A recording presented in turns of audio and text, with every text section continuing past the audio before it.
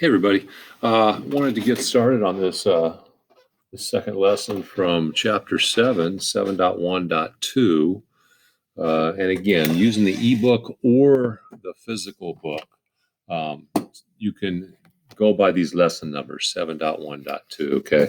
And we're almost always doing the review and preview, okay? So 7.1.2, you can see it here when I flip the page back. Normally, this book is set up, you do some group work in class sometimes, or you do some warm-up type stuff on the board. This has to do with introducing rates and how graphs look like when you graph them, graph those rates. Also, later on, you'll call these linear equations. Anyway, 7.1.2, the physical page in the book is 325, but the 7.1.2 helps you in the ebook or the regular book, because remember, the ebook does not have the page numbers. So this is what we're doing here, doing problems 719 through 723. And I want to remind you, most important part of your paper is up here, right? Get those easy points and develop that habit so no one ever has to tell you to write your name on your paper again. The rest of your academic career, you got it drilled in there and you just know that's what you do. And it only takes about 30 seconds. Okay, so what do we got here? This first problem, 719, we're talking about Beth and Amy having tricycle races. And they have a table there, is what they call this, of the times and distances. Okay, how far does Beth travel for different times? Okay, it looks like it's in increments or intervals of 5 seconds. 5 seconds, 10 seconds, 15, and 20. And after 5 seconds, she's gone 11 feet, I believe that is, yes. And after 10 seconds, she's gone 22 feet, which makes sense because that's double the 5. And then after 15, 33, 20, 44. And the first part of the problem, they want you to graph that data about how fast she's going. Okay, so we have two axes, right? We have an x-axis, right? And we have a y-axis. And oftentimes we use a line graph to show the change over time, okay? And we're going to say the time is here, okay, x-axis, and this is the time, how long this takes, okay? And I'm going to put in secs, how many seconds it is, right? And here we go, the distance, okay? And we'll say feet, you can say traveled. And it looks to me like the distance, 44 is the biggest number, okay? So I'm going to give myself, why don't we say 1, 2, 3, 4, 5, 6, 7, 8, 9, 10, 11, 12. Why don't we say this is 10, 20, 30, 40, and 50. And here we'll just go over here and say this is 5 seconds, 10 seconds, 15, 20, 25, right? Okay, so what are we doing here? Well, she started at 0, 0, and then after 5 seconds, she'd gone 11 feet. So I'm going over 5 seconds, a little bit more than the 10, put a dot. Okay, after 10 seconds, she'd gone 22, so I'll go a little bit more than, okay, and after 15, she'd gone 33, that's almost a 35. And after 20 seconds, she'd gone 44. And you can see what they call this is a linear progression, a linear graph, and just get a little straight edge here, and you can see that it pretty much, the reason it's called linear is it pretty much makes a line, okay? Okay, and the steeper that line is, the farther she would have gone, and this is at that distance, okay? Now, the question B, okay, You guys going to do this. Make sure you label your axes, right? So I have the time, and in parentheses I put SECS for how many seconds. And here I have the feet. You might put distance here, and then put the feet in parentheses. Your choice. Okay, but make that graph. And the next question is what's called the rate. And remember what a rate is. It's a special ratio, okay, where the bottom number is 1. How do I get that? Well, I have all these rates. I have 11 feet in 5 seconds, 22 feet in 10 seconds, right? And I could take any of these, but I'm going to have to change over time. So the time's going to go on the bottom, almost always, right? Something per second is what we want. Another rate, popular rate you see on the freeway is miles per hour, mph. That's a rate, okay? And you start with a ratio, okay? So the ratio might be 11 feet for 5 seconds, right? You could have done 22 feet for 10 seconds, okay? But how do I turn these ratios into a rate? All you do is divide the bottom into the top. When you do that, then you have something to 1, right? Something to 1. And a rate is a ratio of something to 1. So I'm going to have you divide 5 into 11 and see how many times that goes. And that's going to be your rate. Now, you might divide 10 into 22 and see what you get then. And I got to give you the hint. You should get the same answer. Okay, you go try it. Now, on C, it says if Amy travels at a rate of 75 feet for 30 seconds, okay, would the line represent her distance and time be steeper or less steep? And remember what steeper means. It's like you pretend this graph is a mountain you're trying to climb, okay?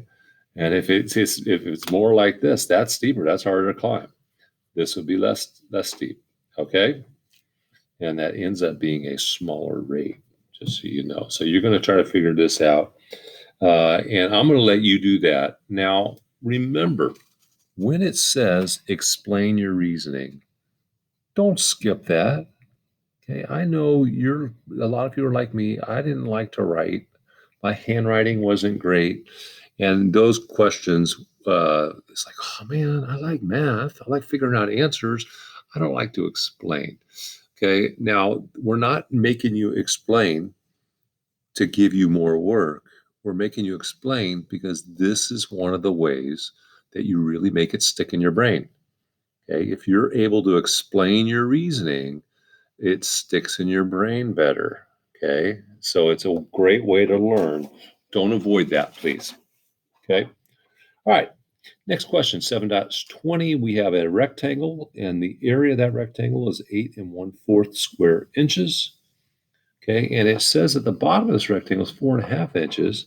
They want you to find the perimeter. Now, this is one of those questions where it's asking you to do something first because you can't find the perimeter until you find out how tall it is. Okay, but they're not asking you how tall it is. Well, can I just skip to the answer? No, you can't because you need this to get the perimeter. The perimeter, remember, is going to be a 4.5 plus this plus 4.5 plus this. What is this? How tall is that? We're going to call that the height. And they give us enough clues. What are the clues? The area of this equals the base times the height, right? That's any parallelogram. And a rectangle is a special parallelogram where the height is one of the sides. So length times the width, whatever. You're going to multiply h times 4.5. And what is the area? Equals 8 1/4. Okay, so what times 4.5 equals 8 1/4? Oh my, what is that? What is that? Okay, so we need to figure that out. And one way of doing this, okay, is to treat it like an algebra problem. I want to get the h by itself. What do I have to get rid of to get the h by itself? 4.5. Now I'm going to go ahead because I know I'm going to need to use the C method and turn that 4.5 into an improper fraction. Remember how to do that? 2 times 4 is 8 plus 1, 9. So 4.5 same as 9/2. So h times 9/2 equals, and I'm going to go ahead and use that C method on 8/1/4. 4 times 8 is 32 plus 1 is 33. Now, how do I get rid of a times 9.5? Guys, remember? What's the opposite of times 9.5? Divide by 9.5. Sorry, I gotta get this pen started here. Divide. And if I divide that side by 9.5, not by 9/2, I need to divide this side by 9/2. Okay, and now we have to go back to how do I divide fractions? Okay, these two cancel each other out, but how do I go do 33/4 divided by 9.5? So remember what Miss Nort's taught us here. Smell my feet. Now, what does the S really stand for? If you don't remember, write this out just having that S, okay? Same. Always leave that first number the same. Easier if you leave it the same anyway. And what's the M stand for instead of my? Multiply Y, because multiplying fractions is easy. And that F, instead of feet, I'm going to flip it over, right? Same multiply flip is what we're trying to remember. So instead of 9/2, I'm going 2/9. And now I'm going to get this answer, okay? And then you're going to go back. Now that's going to get us the height. The question is, what is the perimeter? You're going to add that to this and double it, or add it, put it here too, do 4.5 plus this plus 4.5 plus this, okay? I'm going to let you guys try that, and we'll come back to the answer. All right. Next question is all about that base. No, it's all about these portion webs. Remember those? Right? There's 4 ways actually is what we show it here of writing portions. And the top part is the fraction, right? The left side down at the bottom is the decimal, okay? The right side is the percent, and the middle is where we write it in words or draw a picture. And remember, I really like how they do the bottom being the decimal over here and percent over here. Do you remember why? To change from a decimal to a percent, I move the decimal 2 spots to the right. And that's where I'm going from a decimal to a percent. I'm going over to the right. So I'm moving the decimal 2 spots to the right. If I move it 2 spots to the right, boom, boom, fill in that egg carton. 0.7 or 7/10 is 70%. And if I'm going from percent to decimal, boom, boom, where's the decimal? If you can't see, it's on the end. Back 2 spots, I get 0.16, 1600ths. Okay, and remember, to get a fraction to a decimal, you divide the bottom into the top, 5 into 3. It won't fit, of course not. We're making it a decimal. Put a decimal, bring it up, add 0. Okay, I'm going to let you guys try to figure out the rest of those. Okay, because this is review. Now, if you're totally stuck on this, don't forget in your book, when we introduced this, it showed you how to, what the whole thing with the portion web, what it is. And don't forget, you guys should all have one of these. If you don't, ask your teacher for one. We have extra. I know not everybody picked them up, but the nice thing about this toolkit is it shows you how to do stuff.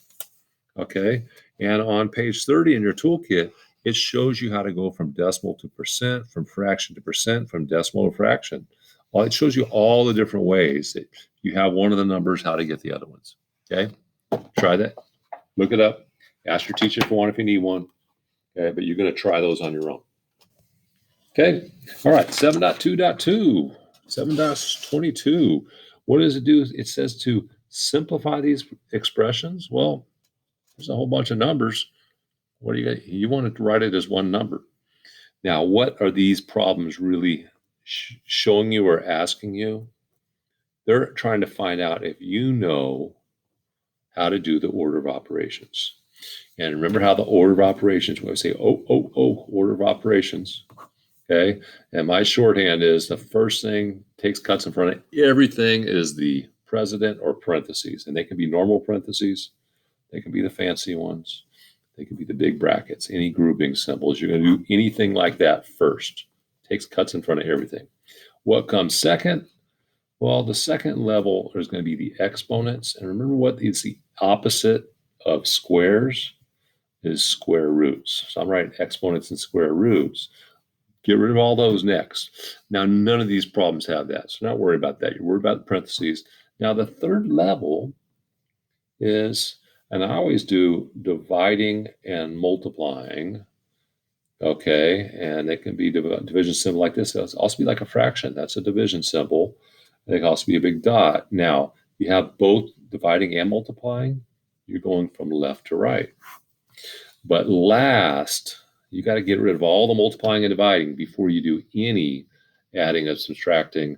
And again, I usually do subtracting and adding because I'm afraid that you guys were taught that PEMDAS. And the problem with PEMDAS is sometimes it's PEDSMA. What do I mean by that?